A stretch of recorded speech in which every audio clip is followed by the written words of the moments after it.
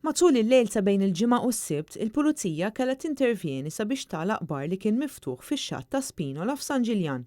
Fil-mument li waslu l-Pulizija għal ħabta tal-10 ta' bil-lejl f'dan il-bar allegatament kien hemm madwar 30 persuna preżenti.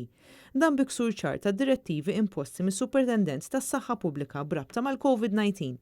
Jidher kif il-Pulizija daħlu sabiex jafżaw lil sit il-bar li dan għandu jagħlaq għam argument u f'dan il-mument kienu aggrediti membri tal-korp tal-Pulizija. Il-Pulizija arrestaw 6 persuni ta' nazzjonalità Spanjola, fosthom 3 nisa. Il-persuni kollha arrestati ittieħdu l-asta ta' San Ġiljan u aktar tard fid-depow fejn uħud minnhom komplew ikunu aggressivi fil-konfront tal-Pulizija.